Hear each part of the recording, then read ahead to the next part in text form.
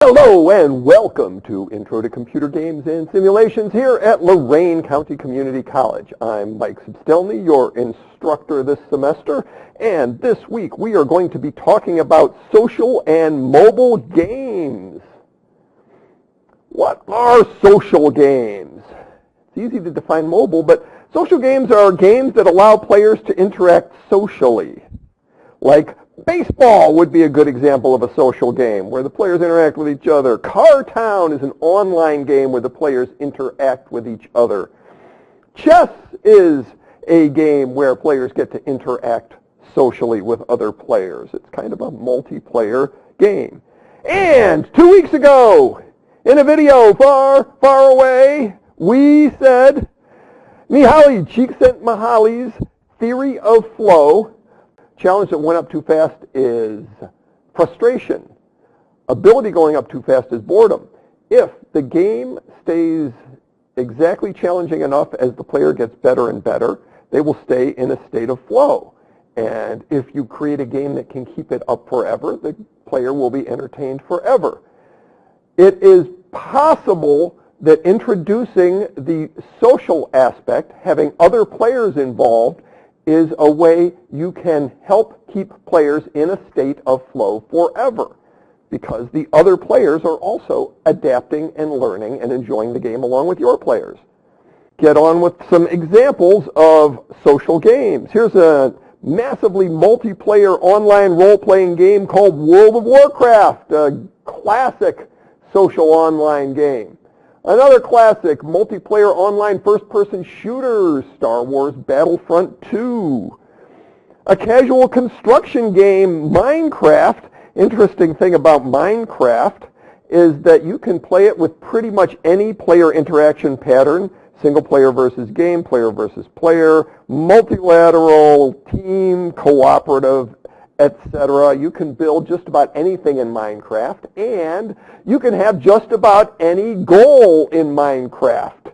You could do a capture, kill, a chase, a race, and alignment. You can build pretty much anything, almost anything. I'm not sure about the solution game. You might be able to make a puzzle in Minecraft. I think it's been done.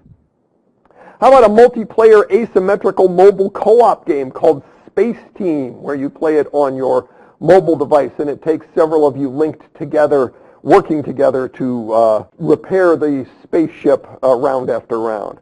How about a similar spaceship game, multiplayer asymmetrical co-op, location-based entertainment of Artemis SBS, Artemis Spaceship Bridge Simulator, where all the players have to be together working asymmetrically on the same starship bridge to save the galaxy from evil. How about a multiplayer asymmetrical virtual reality game that came out a couple of years ago, Keep Talking and Nobody Explodes, where one person wears the Oculus Rift and the other players have paper where they look up things to help the first player disarm the bomb and prevent the explosion of every player in the game. And let's talk about a casual augmented reality game that has recently become a huge hit called Pokemon Go. Now that game involves capturing, killing. That game involves exploration. That game involves alignment. And that game has added collecting. Collecting was not addressed by your textbook as a game goal. But it turns out that that adds a lot of appeal to games. People like collecting things. There's a psychology behind that. So here's a casual construction plus collecting game, Farmville and Cityville, and a lot of those games that you could play on Facebook are like that. And Farmville was a gigantic hit, as was Cityville when it came out.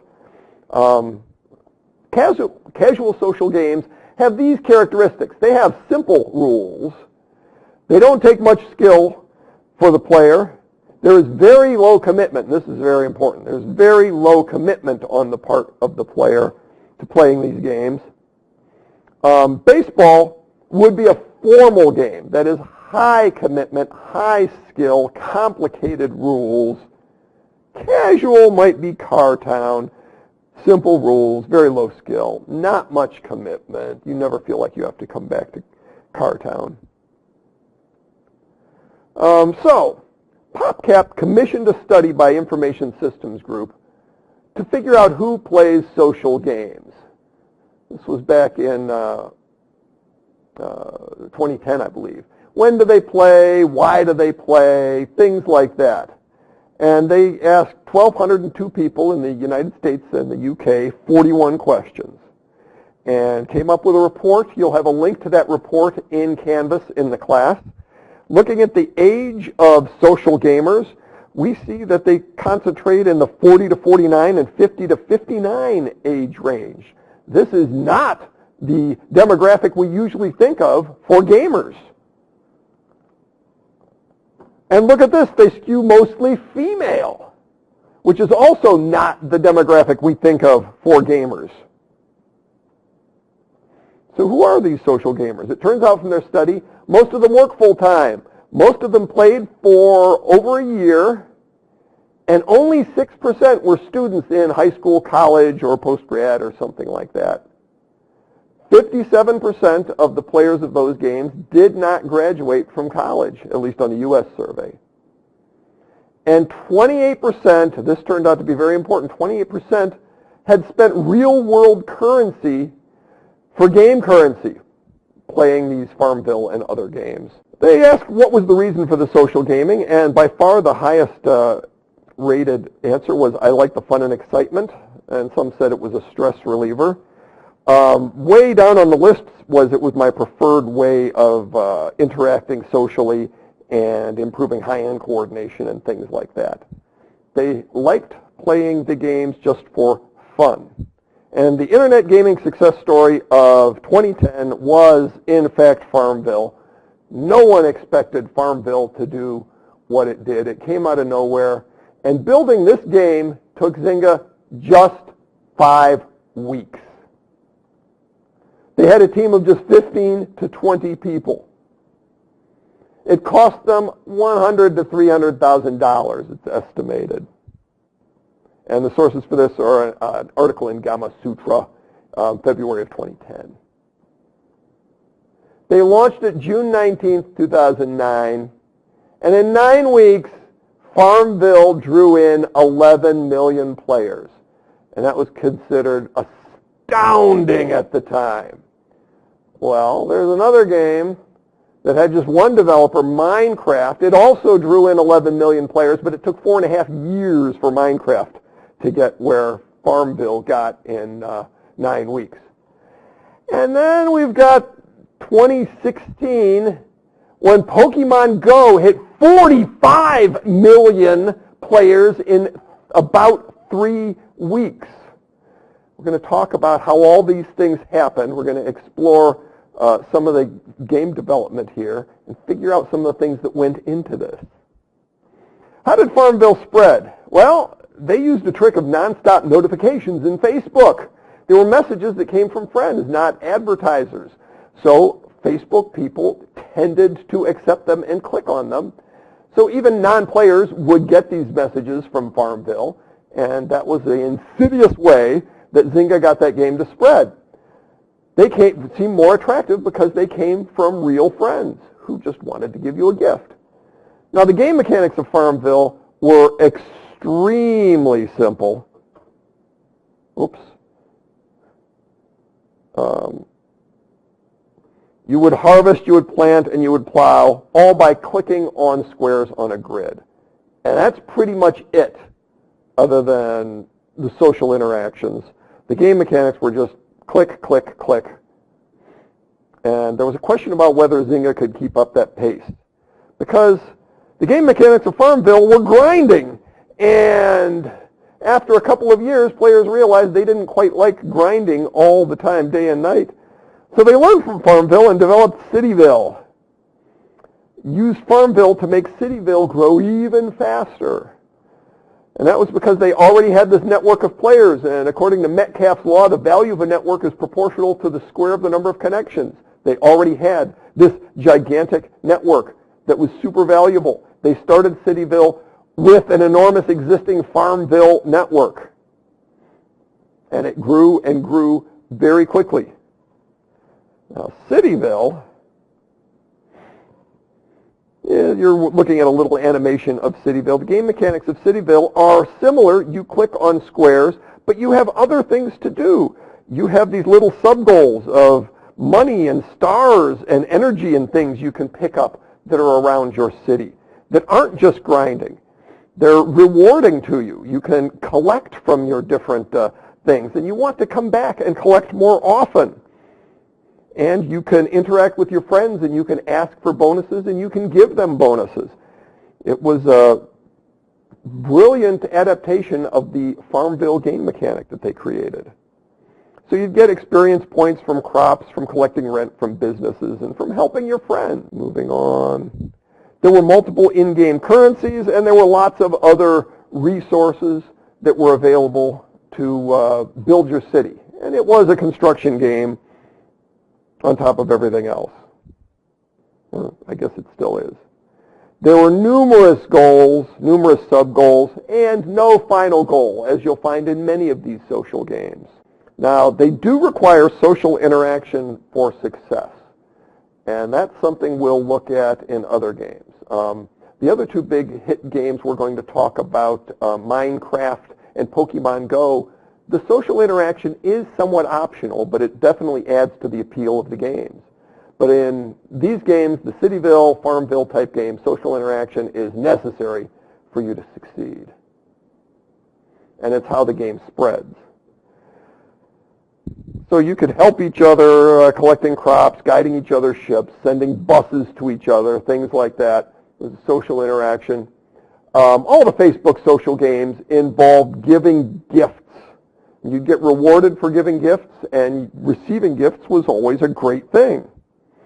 You'd get to brag about victories on Facebook in the games you played with these social Facebook mechanics.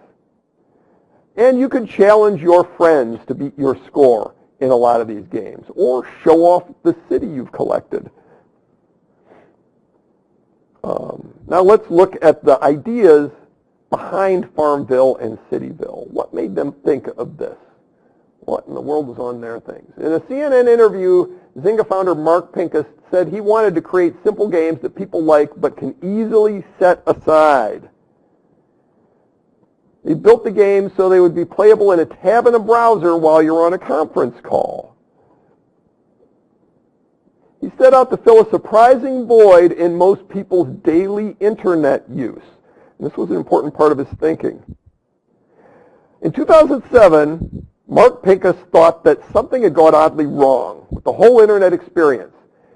He thought computer games were great, and he thought that games would be one of the top 2 or 3 experiences people had on the internet. But that was not the case at the time. So Zynga chief designer Brian Reynolds said, you have to get the social in order to get anything else, improve your social mechanics, and then add the fun to the bucket. So to him, the most important thing was the interactions of the people, the Facebook friends. And Brian Reynolds says that they make the link between the virtual goods and the real-world social relationships. That's the collecting and the gifts. And if you don't understand that, you're not going to succeed in social games. Well, a lot of people took this to heart in the years after that. And let's talk about the theories of their success. A lot of people did some research of why people played these grinding games so much. And David McRaney wrote this article, The Sunk Cost Fallacy. You'll be reading that as your homework assignment, reading assignment instead of from a book. Said the more you invest in something, the harder it is to let go of it. So in these Facebook games, once you put a lot of hours into them, you are invested in them. And these games make it very easy to invest in a quick return and then do it again and do it again.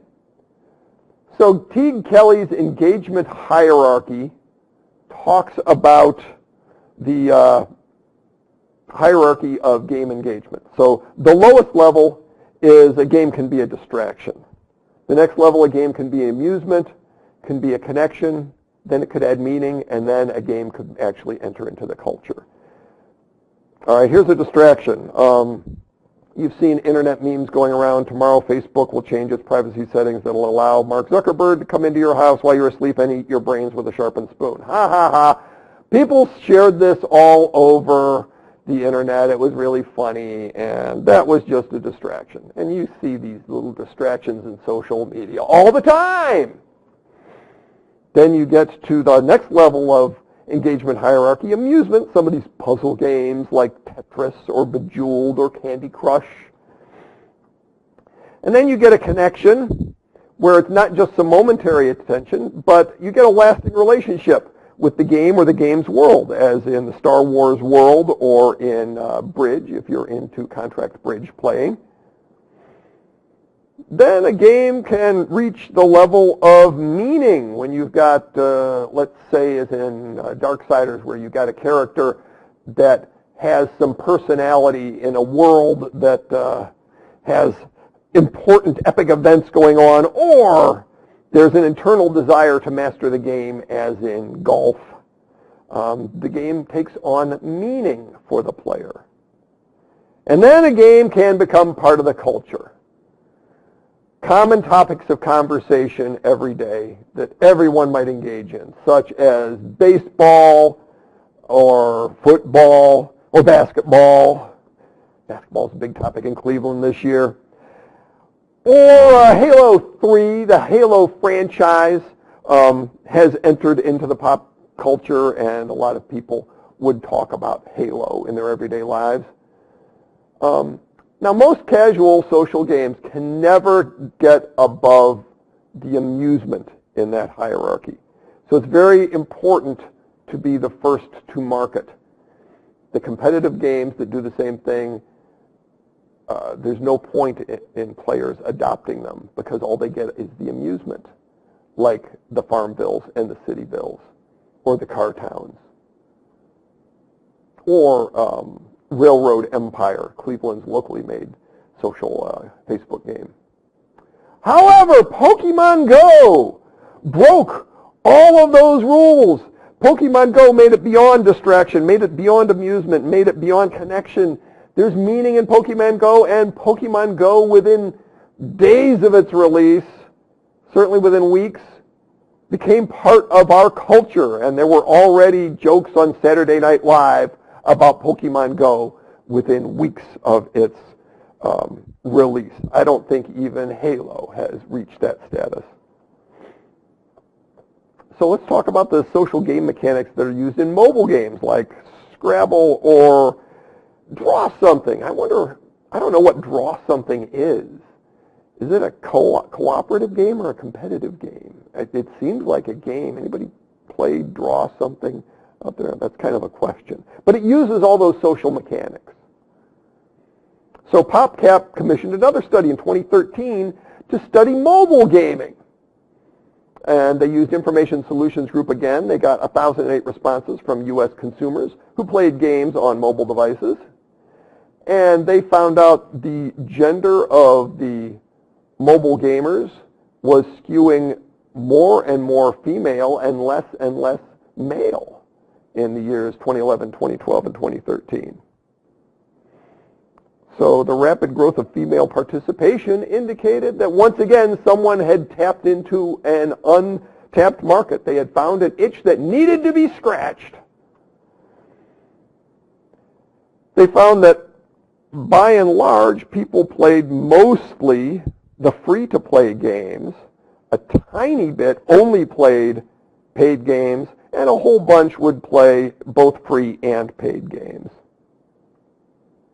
But free-to-play games were very, very popular according to their study.